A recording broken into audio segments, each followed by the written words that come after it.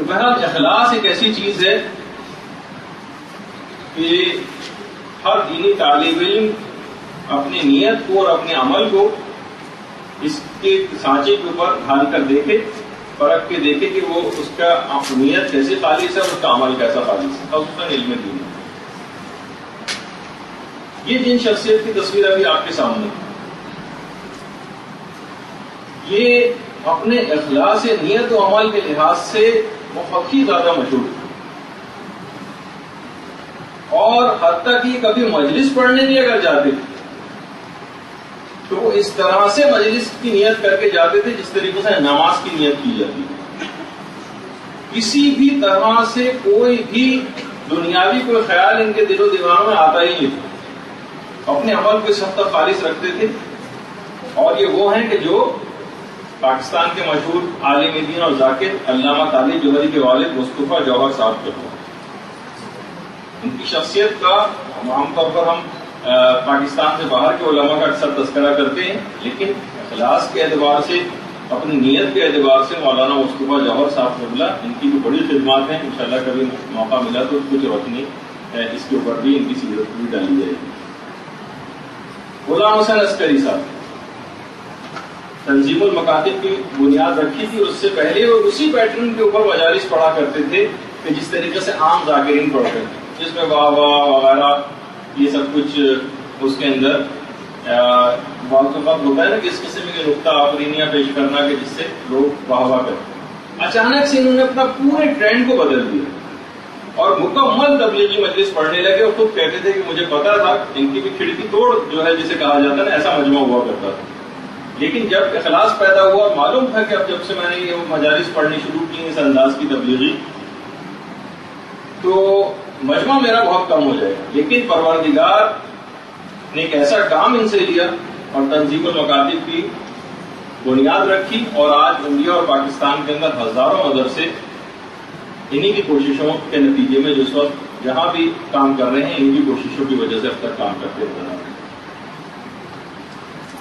یہ جو آپ کے سامنے اس وقت ہیں یہ آیت اللہ مہدی نراقی۔ آیت اللہ مہدی نراقی وہی ہیں جو ملا احمد نراقی کے والد، ملا احمد نراقی، جن کی بہت ہی مشہور کتاب عروج السعادہ ہے، لیکن ان کے والد نے بھی ایک اخلاقیات پہ کتاب لکھی تھی جس کا نام ہے جامع السعادات۔ ان کے والد کی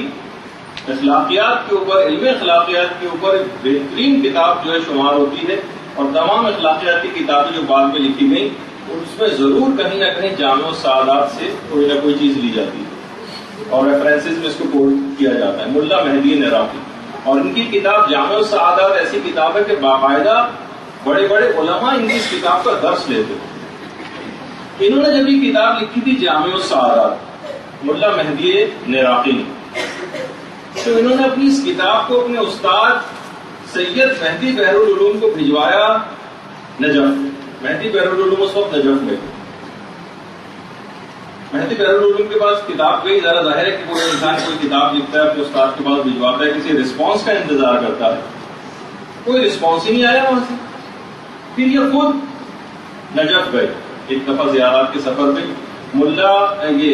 مہدی نراقی سید مہدی بحر العلوم سے ملنے کے لیے جب نجف گئے تو ملاقات میں بالکل بے رخی کا اظہار کیا مہدی بحر العلوم نے، بس سلام کا جواب دیا اور لے جا کے حاضرین کے ساتھ بیٹھ کے کوئی خاص التفات نہیں کیا، نہ کتاب کے موضوع پر کوئی بات کی۔ یہ اگلی دفعہ پھر گئے، پھر بھی کوئی التفات نہیں کیا، کوئی توجہ نہیں دی، یہ کونے میں جا کر بیٹھے رہے، بعد میں اٹھ کر آ گئے۔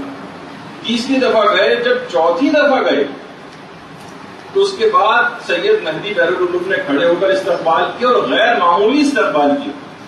اور کہا کہ آپ کی کتاب انتہائی نفیس اور انتہائی اعلیٰ ہے، بس میں یہ دیکھنا چاہتا تھا کہ آپ اپنی کتاب جو آپ نے لکھی اس کے مندرجات پہ آپ خود کتنے عمل کر رہے ہیں۔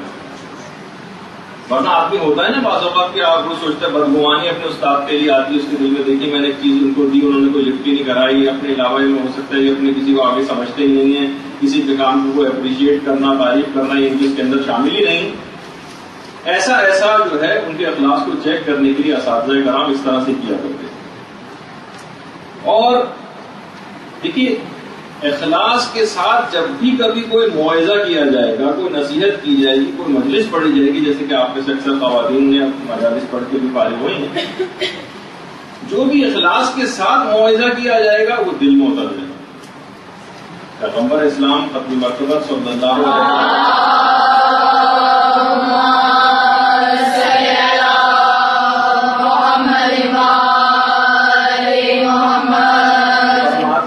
جو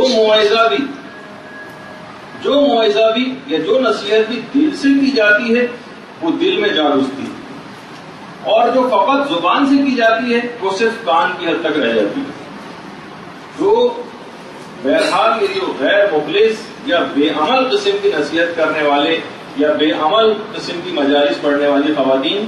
ان کی تقاریر میں کوئی خاص اثر ہوتا نظر نہیں آئے گا آپ کو، اور لوگوں میں کوئی ایسی تبدیلی ہوتی نظر نہیں آئے گی کہ بھائی فلاں کی مجالس سننے سے دیکھیے فلاں خاتون نے پردہ کرنا شروع کر دیا، فلاں خاتون کی مجالس سننے کی وجہ سے ان کی بات میں اتنی اثر تھی، کتنی خواتین نے مثلا غیبتیں کرنی ترک کر دی۔ اگر آپ کی معاشروں کے اوپر اشرے آپ پڑھی چلی جا رہی ہیں اور آپ کوئی خاص فرق ہوتا معاشرے کے اوپر نظر نہیں آ رہا، کسی کے اندر کوئی تبدیلی نظر نہیں آ رہی، تو آپ اپنے خود اخلاص کو چیک کریں،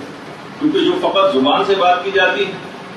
وہ فقط کان کی حد تک رہ جاتی ہے، اور جو خلوص دل کے ساتھ بات کی جاتی ہے اور عمل پیرا ہوا جاتا ہے وہ دل میں جا گھستی ہے وہ بات۔ تو بہرحال یہ جو جتنے بھی بے عمل اور غیر مخلص واعظین، یہ بات یاد رکھ لیجیے کہ بہت ساری روایت میں اس بات کا تذکرہ آیا کہ ان کی کم ترین سزا یہ ہے کہ پروردگار عالم اپنی یاد کو ان کے دل سے چھین لیتا ہے، اور اپنے ذکر کی شیرینی اور حلاوت کو ان کی زبانوں سے بھی چھین لی جاتی ہے۔ ابھی اگر ذکر کریں گے بھی، کوئی موعظہ، کوئی نصیحت، کوئی ارشاد والی بات، لیکن لوگوں کے اوپر سے کوئی اثر ہوتا نظر نہیں آئے گا۔ اور یہ وہی پیغام ہے جو کہ حضرت داؤد علیہ السلام کے پروردگار نے اپنی وحی میں ارشاد فرمایا، جو بہار الانوار کی دوسری جلد کے اندر، کہ کم ترین سزا ان بے عمل لوگوں کے لیے یہ ہوگی کہ پروردگار اپنے ذکر کی جو لذت ہے وہ ان کے دل سے چھین لے گا، اور ان کی زبان پر پروردگار عالم کی اگر کبھی تعریف آئے گی تو شیرینی اور حلاوت ان کی زبان سے چھین لی جائے گی، کم ترین سزا۔ اور بہار الانوار ان کی جلد نمبر 78، اس میں 5ویں امام محمد باقر علیہ السلام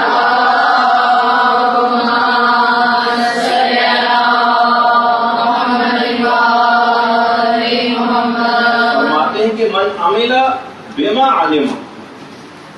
علمہ اللہ ما لم یعلم، اگر کوئی اپنے علم کے اوپر عمل کرتا ہے تو پروردگار اسے وہ علم عطا کرتا ہے جو اس سے پہلے جانتا بھی نہیں، جو اس سے پہلے وہ جانتا بھی نہیں۔ یعنی اگر آپ نے جب یہ کہا جاتا ہے، بڑا سونے میں تولے جانے والا جملہ ہے آقا بہجت کا، کہ عرفان یہی ہے کہ جتنا تمہیں علم ہے بس اپنے علم کے مطابق عمل کرو، تو بہرحال پروردگار عالم اس کو وہ علم عطا کرے گا کہ جو اس سے پہلے وہ جانتا بھی نہیں۔ بس پہلی چیز یہ ہے کہ آپ کو اپنے علم کے مطابق عمل کرنا۔ آیت اللہ حسین گوجر کی، یہ جب سال کا اختتام ہونے والا ہوتا تھا تو اپنے طالب علموں کو کچھ ہدایات دیتے تھے، اور یہ بات کہتے تھے کہ دیکھو عوام جو ہیں وہ اپنے عقائد کی دلیلیں نہیں رکھتے، مثلا جتنے عوام ہیں آپ کسی سے پوچھے جا کے عقائد کی دلیلیں کسی کو بھی نہیں پتا ہوں، وہ کہتے ہیں یہ عوام فقط ہمارے عمل کو دیکھتے ہیں، میں اگر باعمل ہوں تو عوام کے عقائد خود بخود مضبوط ہو جائیں گے۔ عوام دلیلیں نہیں رکھتے اپنے عقائد کے لیے، یہ آپ کے عمل کو دیکھیں گی، جو وعظ و نصیحت کرنے جا رہی ہیں خواتین، جو مجالس پڑھنے جا رہی ہیں خواتین، جو مدرسے میں آنے والی خواتین ہیں، لوگ ان کے عمل کو دیکھ کر تقویت حاصل کریں گے۔ اور اگر وہ دیکھیں گے کہ آپ عمل میں کمزور ہیں اور آپ وہ تمام خرابیوں کے اندر مبتلا ہے جس میں عام معاشرہ مبتلا ہے، تو ان کا اعتقاد اپنے مذہب سے کمزور ہوتا چلا جائے گا، وہ اور زیادہ بے عمل قسم کے لوگ بنتے چلے جائیں گے۔ اور یہی وجہ ہے کہ آیت اللہ کاظم یزدی، آیت اللہ کاظم یزدی وہ ہیں جو آپ نے کتاب سنی ہوگی العروۃ الوثقی، اس کو لکھنے والے آیت اللہ کاظم، یہ فرماتے تھے کہ صاحبان علم ایسے کام نہ کریں کہ مرتد لوگوں کے گناہ ان کے نامہ اعمال میں لکھے جائیں۔ مرتد جو صاحبان علم ایسے کام نہ کریں کہ مرتد لوگوں کے گناہ ان کے نامہ اعمال میں لکھے جائیں۔ وہ کیسے؟ ان کے طرز عمل کی وجہ سے اور ان کی بے عملی کی وجہ سے اچھے اچھے لوگ دین سے بدظن ہو جاتے ہیں. اچھے اچھے لوگ. ایک سفر پہ میرے ساتھ ایک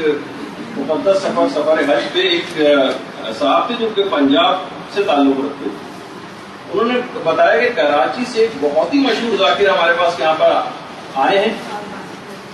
اور وہ کتنے ہی دن پورا عشرہ وہاں پر پڑھ کے گئے, ان کے گھر ٹھہر کے گئے ہیں. کہہ رہے ہیں ان پورے 10 دنوں میں انہوں نے ایک نماز بھی نہیں پڑھی, اور جبکہ وہ سوائے قرآن و حدیث کے کوئی بات ہی نہیں کرتے تھے, اور بڑی اچھی اچھی مجلسیں بھی وہاں پر باز و نصیحت کی بھی کر کے گئے, اور پورے 10 دنوں میں ایک نماز بھی انہوں نے نہیں پڑھی. تو آپ اس سے اندازہ لگائیں کہ علماء یہ بات فرماتے تھے کہ عوام ہمیشہ اپنے جو اس معاشرے کے اندر صاحبان علم رہتے ہیں نا, ان سے عمل میں ایک درجہ کم ہوا کرتے ہیں. ایک دفعہ بہت آپ کی سینئر جو کلاس ہے انہوں نے میں نے یہ بات بتائی, اگر آپ نماز شب کی پابند ہوں گی تو لوگ نماز فجر کو اول وقت میں پڑھیں گے. نماز شب نہیں پڑھیں گے, اول وقت میں نماز فجر پڑھیں گے. اگر آپ اول نماز شب کو ترک کر دیں گے تو لوگ ہو سکتا ہے کہ نماز فجر کو قضا کر دیں. آپ اگر اول وقت میں فجر پڑھیں گی, لوگ کیونکہ ایک درجہ آپ سے کم ہے, لوگ بالکل آخری وقت میں فجر پڑھیں گے. اگر آپ آخری وقت میں فجر پڑھیں گی تو عوام ایک درجہ آپ سے کم ہے, وہ نماز فجر کو قضا کریں گے.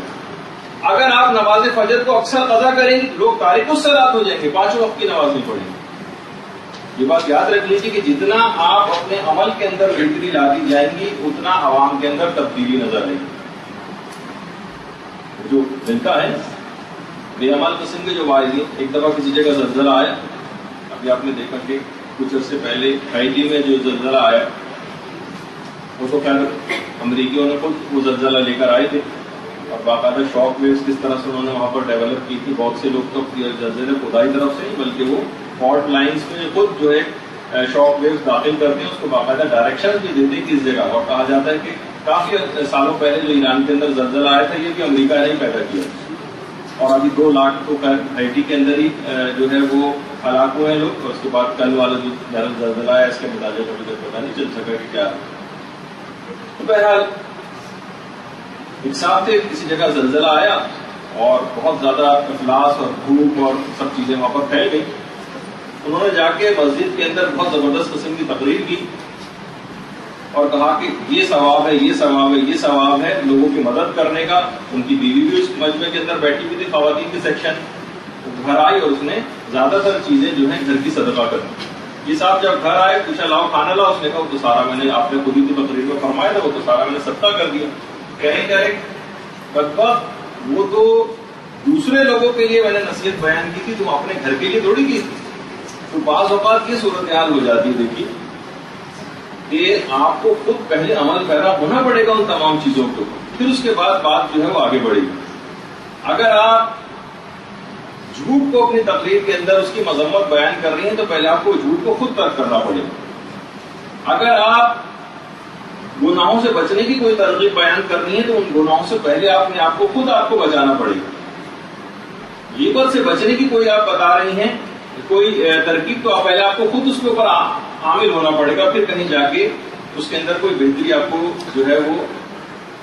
نظر آئی. اور دیکھیے مثلا غیبت عام طور پر دیندار خواتین بھی بہت زیادہ اس مرض کے اندر گرفتار ہوتی ہے. آیت اللہ عراقی کے متعلق یہ بات ملتی ہے. امام خمینی کے بعد انتقال کے بعد زیادہ تر لوگ آیت اللہ عراقی کی تقلید میں گئے تھے. آیت اللہ عراقی کسی بھی محفل کے اندر شریک ہی نہیں ہوتے تھے, جاتے ہی نہیں تھے کسی بھی محفل. وہ کہتے تھے آج کل کوئی محفل ایسی نہیں ہے جہاں غیبت کرنی نہ پڑ جائے یا سننی نہ پڑ جائے. انہوں نے ترقی کر دیا تھا جانا. اس کے علاوہ آیت اللہ بہجت کے متعلق بھی یہ چیز ملتی ہے. وہ بھی زیادہ محافل کے اندر جایا نہیں کرتے تھے, سوائے ایک عین موقع پر آ کر پہنچتے تھے, کوئی بھی مجلس وغیرہ سنی اور اس کے بعد وہاں سے اٹھ کر چلے گئے. لیکن عام کسی زیادہ لوگوں سے میل جول بھی اس طرح سے نہیں رکھتے تھے اور کسی محفل میں بھی نہیں جایا کرتے تھے. وہ کہتے تھے کہ مجھے ڈر ہے کہ کہیں مجھ کو غیبت سننا نہ پڑ جائے. تو بہرحال اور چیز بھی ایک ایسی, اس کے اندر لطف اتنا زیادہ ہے کہ خود آیت اللہ یہ آیت اللہ بہجت فرماتے تھے عذرائے مذاق کہ اگر مجھے کسی ایک گناہ کو کرنے کا اختیار مل جائے تمام گناہوں میں سے تو میں غیبت کا انتخاب کروں. بڑا مزہ آتا ہے اس کے اندر غیبت کرنے میں. تو بہرحال چاہے آدمی دیندار ہو کچھ ہو، علماء کہتے ہیں واحد وہ جگہ کہ جہاں پہ ہمیں اجازت ملتی ہے، جیسے آپ کو پہلے جب غیبت کی کلاس ہوتی ہے اس میں بتایا تھا کہ علم الرجال کے اندر خوب غیبتیں کر کے اپنے دل کے ارمان جو پورے کرتے ہیں. تو بہرحال اور آیت اللہ حجت یہ فرماتے ہیں کہ خاص طور پر علماء کی غیبت کرنا، مراجع کی غیبت کرنا، نائبین امام کی اس طرح سے غیبت کرنا یہ دراصل خود امام زمانہ کی غیبت کرنے کے برابر ہے، اور یہ عمل خدا کی ناراضگی کا سبب بنے گا اور ایک ایسا عذاب نازل ہوگا ان لوگوں کے اوپر کہ آپ پھر ان کی زندگیوں میں اس چیز کا جو ہے وہ مشاہدہ کر سکیں. برحمتك يا أرحم الراحمين وصلى الله على محمد وآله الطاهرين.